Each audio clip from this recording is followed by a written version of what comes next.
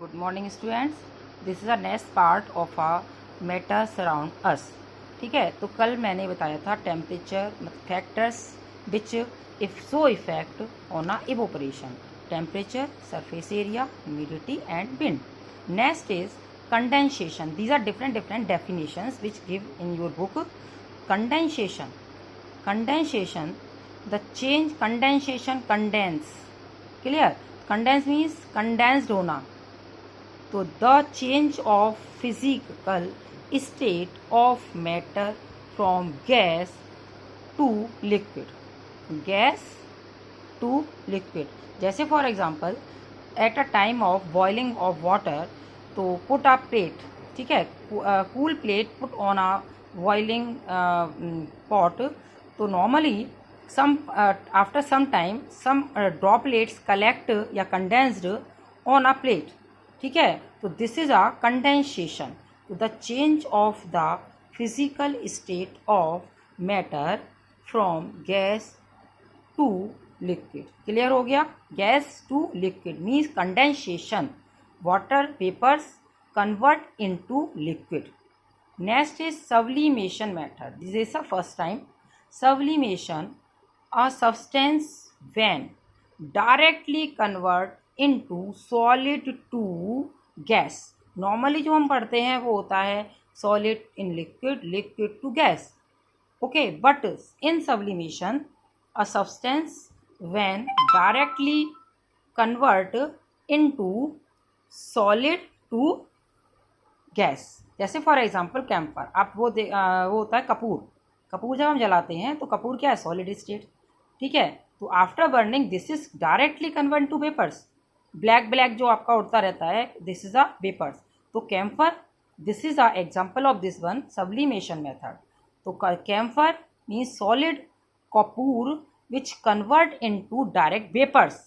Naphthalene balls, जो हम balls रखते हैं ना कपड़ों में, जिन्हें हम कहते हैं फिनाइल की गोलियाँ, तो this is a naphthalene balls, तो जिनको हम अपने कपड़ों में रख देते हैं। देखा होगा हमने, छोटी हो जाती हैं बट वो आपको कहीं उसका लिक्विड नहीं दिखाई देता है।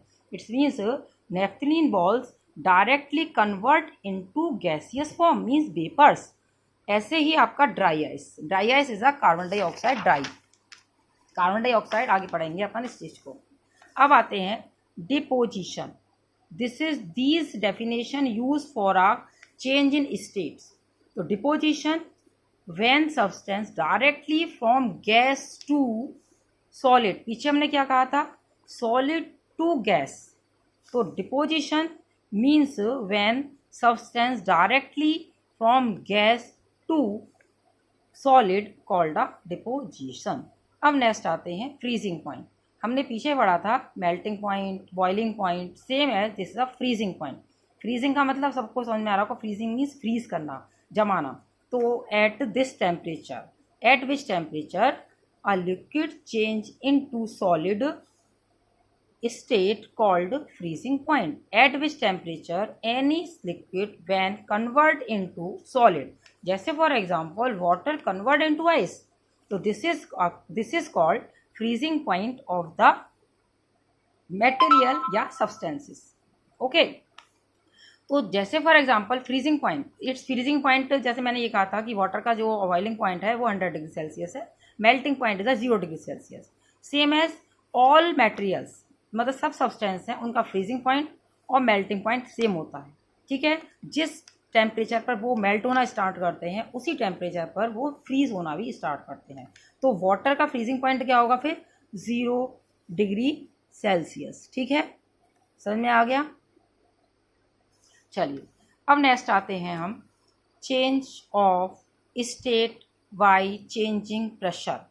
Change of state by changing pressure means after pressure, मैंने यहाँ पर ये एक वर्ड यूज किया था pressure. Pressure means change in state, ठीक है। This a factor which use for a change in state. तो have a lot of space between the particle of gas, तो यहाँ पर हमने यही पढ़ना है, change of state by changing pressure। तो in this the interparticle distance between particles of a gas तो गैस के बीच में जो पार्टिकल्स हैं उनके बीच में जो आपस में डिस्टेंस होता है, पार्टिकल्स के बीच में जो डिस्टेंस है, can be decreased bye increased pressure. Clear? Can be decreased bye increased pressure. जब हम किसी चीज़ को प्रेशराइज करते हैं तो नॉर्मली, जैसे मैं ये बुक है, ठीक है, ये लूज है, ये समझ लीजिए, ठीक है, जब मैं इसे प्रेशराइज करती हूँ तो नॉर्मली इसके जो पेजेस हैं पास पास आ जाते हैं। तो सेम है, जब हम किसी चीज़ को प्रेशराइज कर रहे होते हैं तो उसके पार्टिकल्स पास पास आ जाते हैं।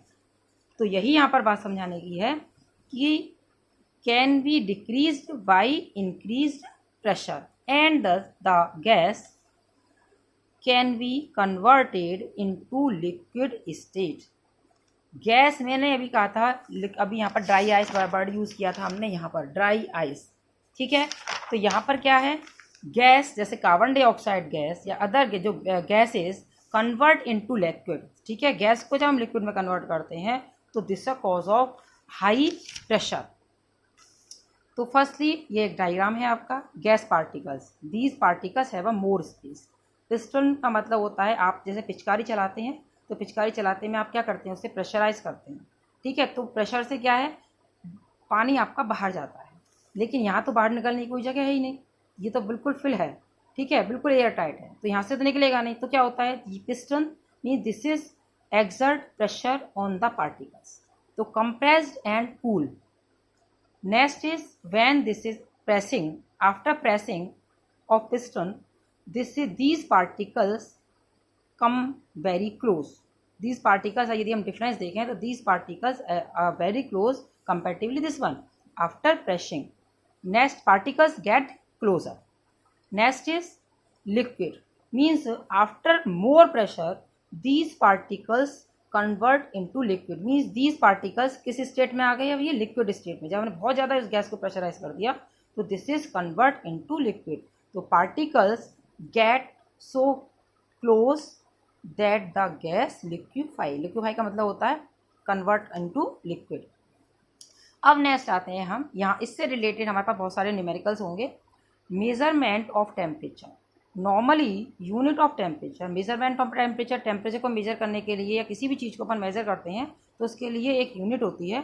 तो सेम एज ऐसे ही टेम्परेचर को मेजर करने के लिए हमारे पास यूनिट्स हैं, डिग्री सेल्सियस का हमने नाम सुना हुआ है, ऐसे ही केल्विन होता है। तो केल्विन का symbol K and degree Celsius, it's means this is a degree Celsius. This is a formula for a change in degree Celsius and Kelvin. तो temperature in Kelvin equal temperature in degree Celsius plus 273, 273 को ही plus करते हैं हम, ये नहीं हम और कहीं नहीं रखते हैं, ठीक है। तो temperature in degree Celsius plus 273, 273। अब फॉर एग्जाम्पल यहाँ पर हम आते हैं फॉर एग्जाम्पल पर, जैसे for example 300 kelvin, 300 kelvin convert into degree Celsius. तो 300 kelvin convert into degree Celsius means -273, always 273 minus, ठीक है, ऑलवेज हमेशा माइनस में करना है। ये नहीं कि हम ये बड़ी है या यदि कभी ये बड़ी हो जाती है तो ये छोटी हो जाती है तो हम इसे आगे पीछे नहीं कर सकते हैं, ठीक है। Always put after the value of the kelvin, ठीक है, समझ में आ गया। तो 300 माइनस 273, तो जो भी आया आंसर वो आपका 27 degree Celsius. It's means Kelvin convert into degree Celsius and then degree Celsius convert into Kelvin. This the formula of this one. Okay, अभी मैं कल आपको न्यूमेरिकल्स बताऊंगी इसके थोड़े से।